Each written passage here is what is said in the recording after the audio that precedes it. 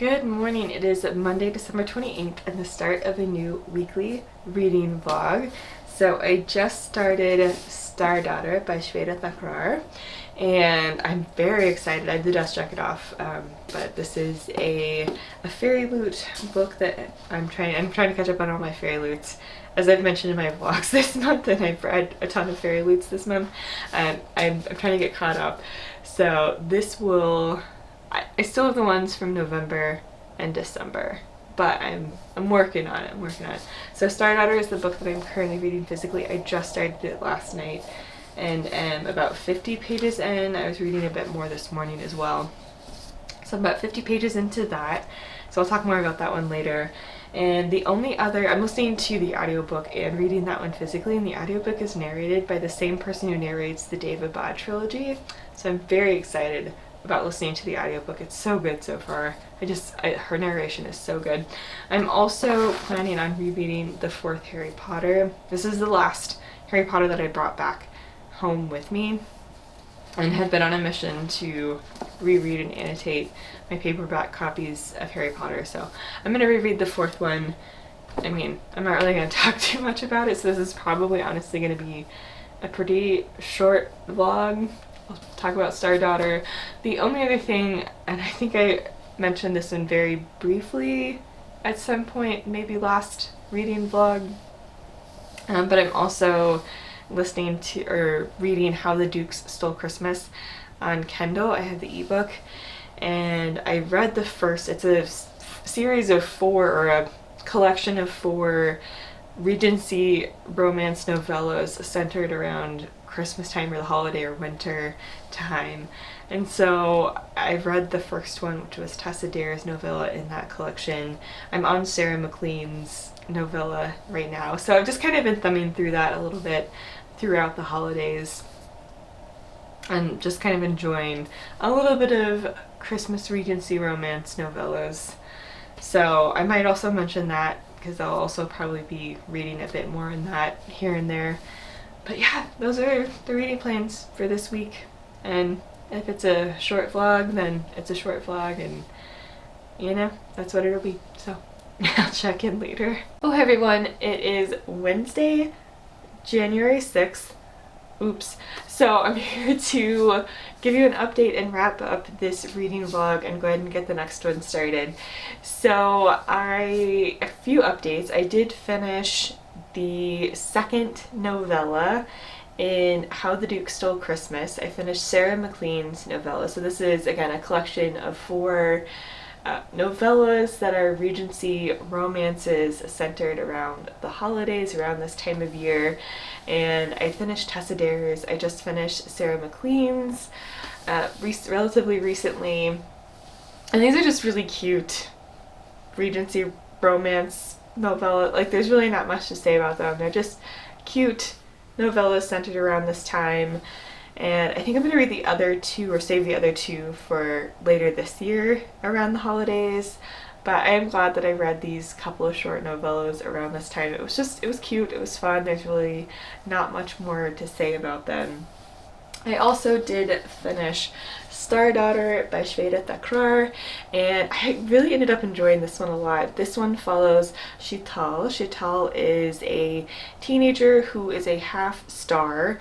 She is being raised by her father and kind of a large family on Earth, and she is trying to fit in as normally as possible while realizing that she is a half-star and having some interesting things happen because of that. And so she's just trying to live her normal life, you know, hang out with her family. She has a boyfriend. So the first part of this book feels very contemporary, and she is starting to hear the star song, and she's starting to get kind of called to the stars, and she doesn't fully understand what's going on, but she knows that she's starting to hear the star song. And there's an emotional moment with her dad where she ends up accidentally burning her dad, kind of through the emotion of what's going on. She ends up accidentally burning her dad with her star magic.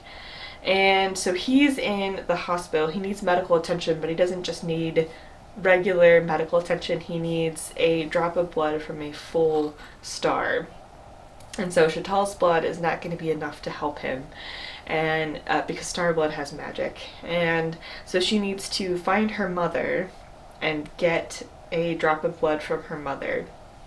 And so she goes to this night market, she finds her way to her mother, and realizes that the song that she's been hearing is them calling her to the stars so that she can enter into this competition that happens whenever the ruling family of the Star Court either doesn't want to be in power anymore, can't be in power anymore, or dies. There's a competition to see which family will next rule the Star Court. And Chatal's family wants to be part of that process, and they want to enter her in this competition. And so she gets there and essentially says, no, basically I just need a drop of your blood and then I need to go save my dad. They kind of have a weird reaction of like, nah, he'll be fine. You need to enter into this competition. We'll give you a drop of blood if you win this competition, which is kind of bizarre. And there's also kind of some weird rules. Like, one of the confusing things to me was just kind of some of the weird rules around this competition. And I don't know, there were a few things that were just either a little bit unexplained or kind of not explained enough, I guess, or just a little bit confusing in terms of, is that how they would react to that situation? I'm not sure.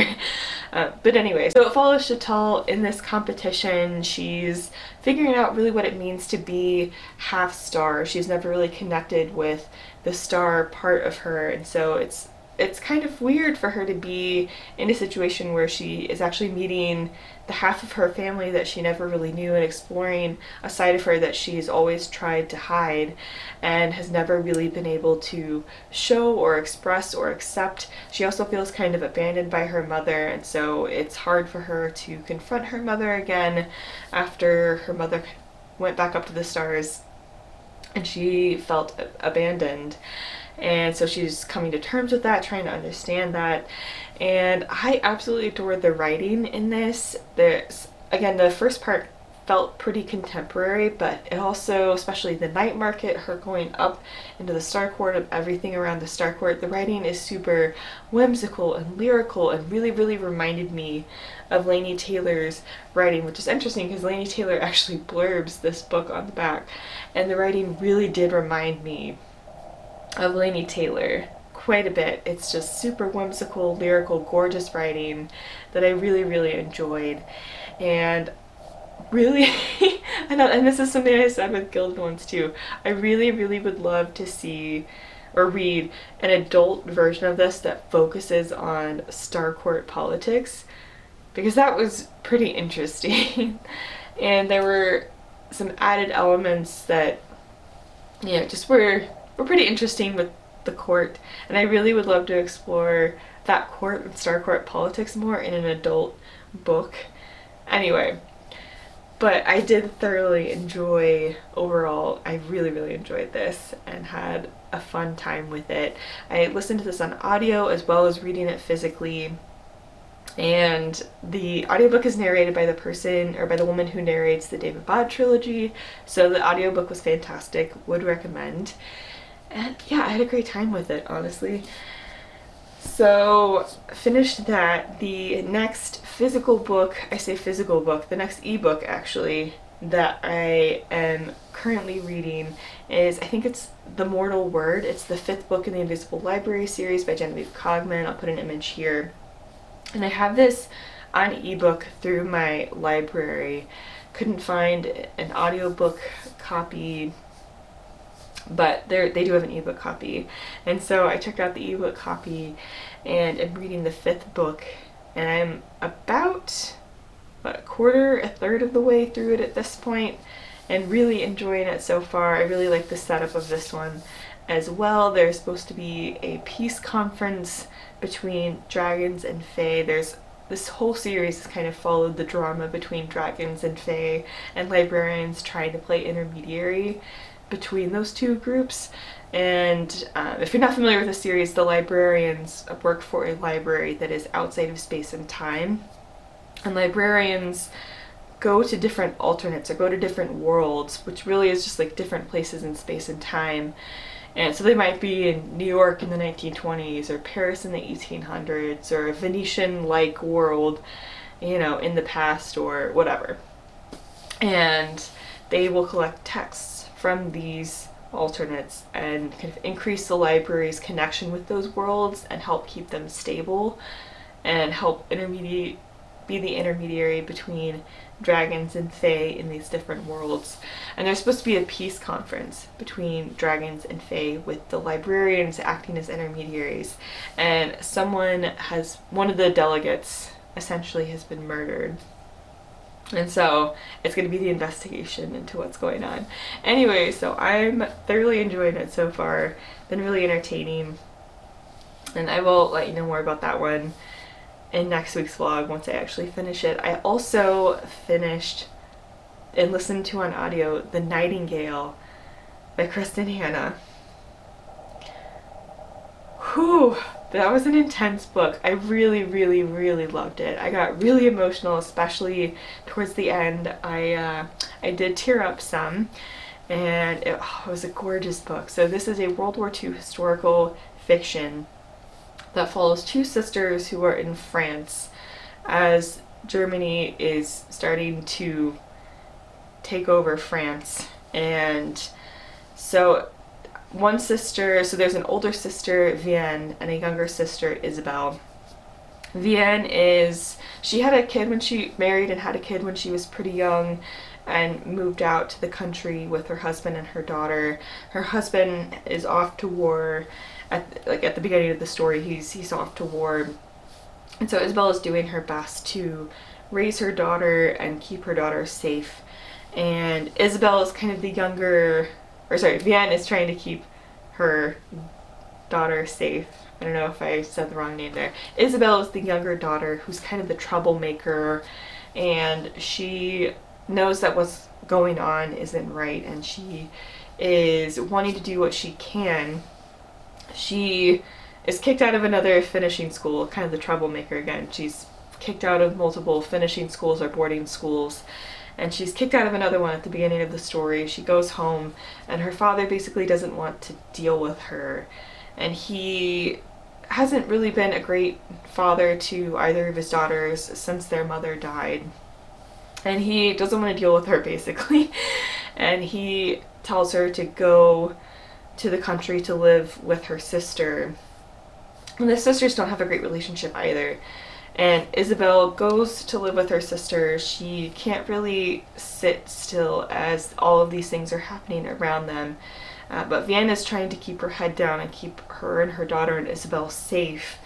And Isabel is wanting to fight back, but kind of putting everyone around her in danger by doing so. She ends up joining the resistance and ends up going back to Paris to really get involved with the resistance.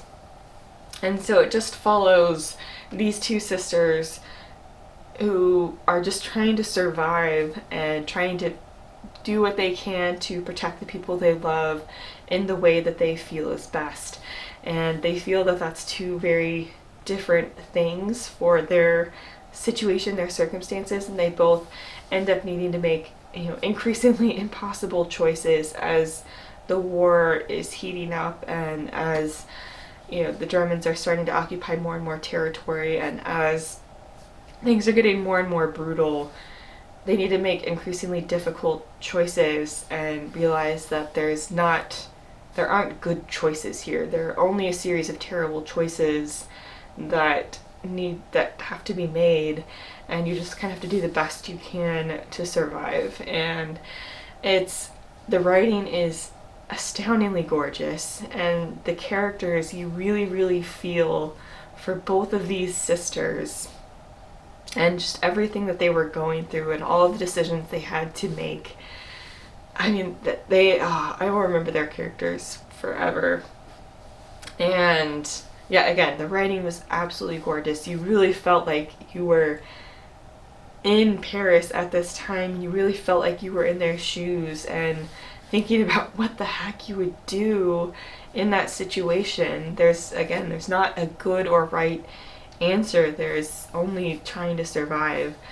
And it got more and more intense as the book went on, as the war got more and more intense as time went on. And so you just kind of follow these sisters throughout the war and after the war.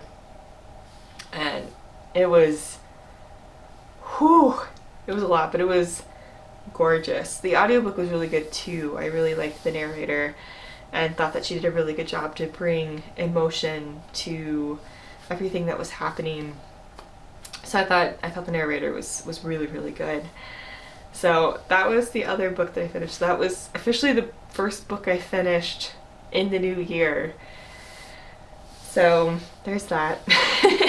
Anyway, so those are the things that I've read recently, and I will go ahead and start a new reading vlog, even though it'll be a little bit shorter since I was delayed in wrapping up this one. But anyway, thank you so much for watching, and let me know if you've read any of these or if you have thoughts about the books that I read. Be sure to subscribe for more bookish content. I will leave my Twitter and Instagram link down below. That's where I like to hang out, and I will also leave more information about how you can support the Black Lives Matter movement, and I will see you in the next one. Bye.